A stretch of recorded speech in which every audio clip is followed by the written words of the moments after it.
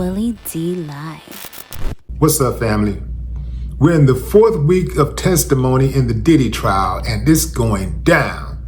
A woman who's identified as Diddy's former assistant, going by the pseudonym Mia, is getting scorched. Yeah, fam. Hey, don't shoot the messenger. I'm calling a strike and a ball a ball.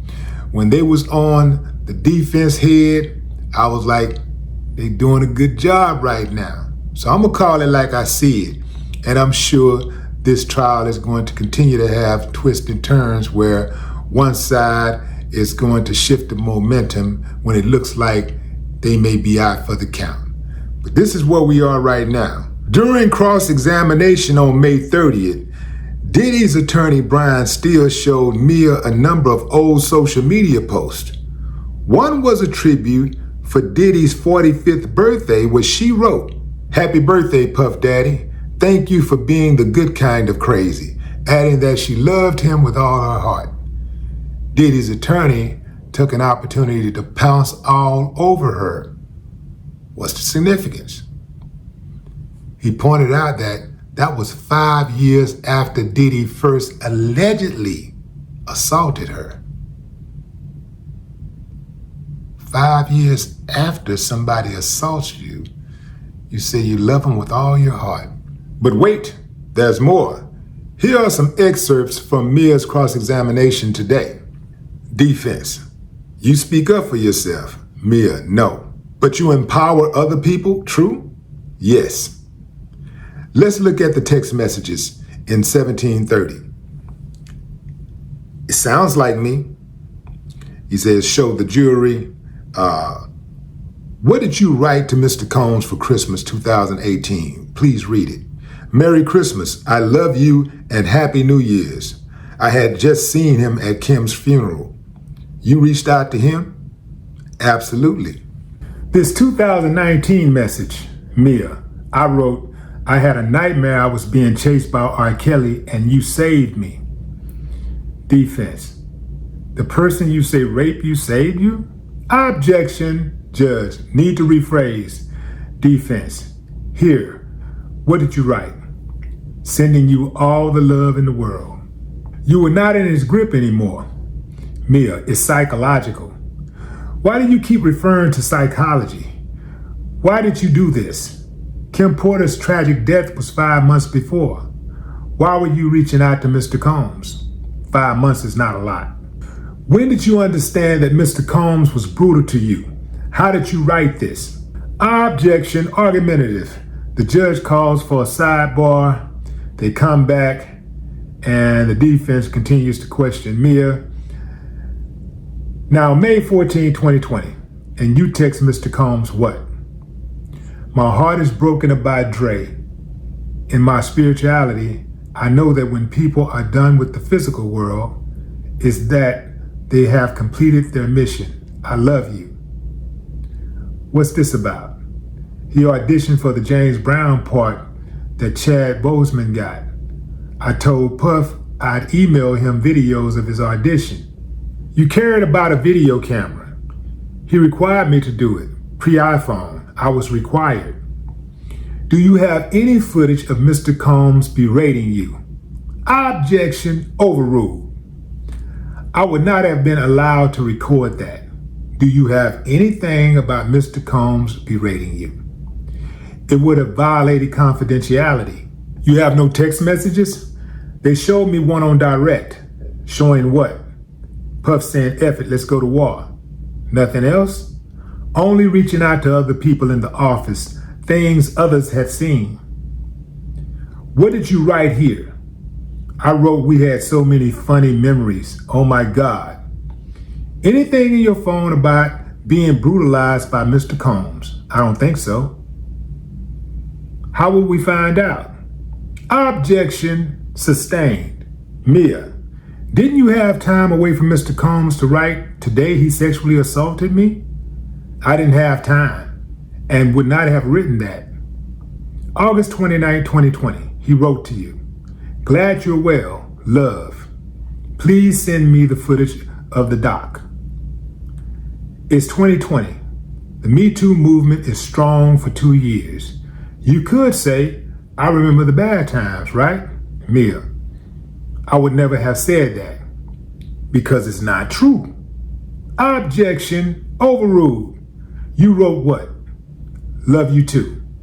I wrote so many crazy things like Mick Jagger trying to take me home and that Baccarat game, my pink bedazzled iPhone. There's trillions of stories. Of course I'll send them to you. I was bamboozled by Heather. Remember the scrapbook I made you? I've got you.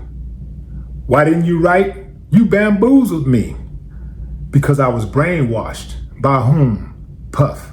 How did he bamboozle you with a part of his body in you without your consent?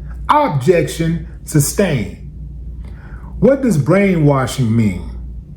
The highs were really high and the lows were really low.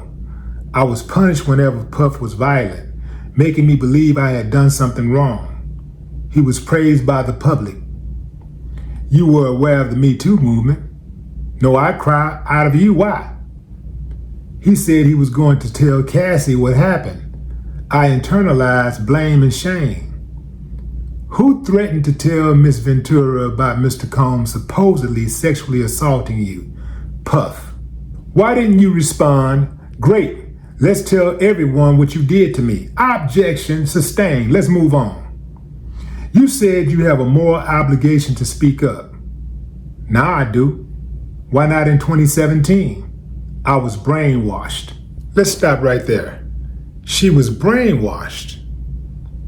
5 years after she no longer works for Diddy, she's saying, I love you with all my heart from a safe place on a computer at a safe distance away from Diddy. She leaves this message unprovoked.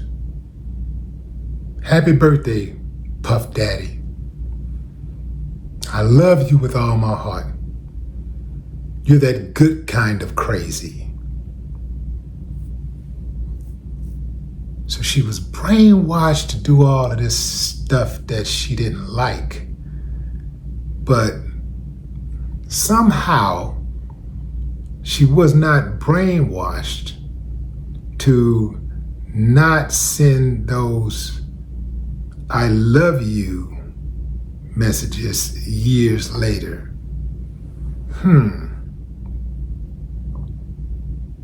Okay. She was not brainwashed.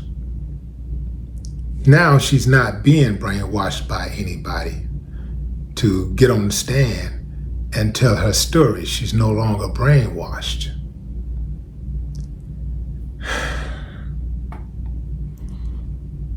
Family, y'all can get mad at me if you want to, but I love you anyway, but I'm just not riding with this.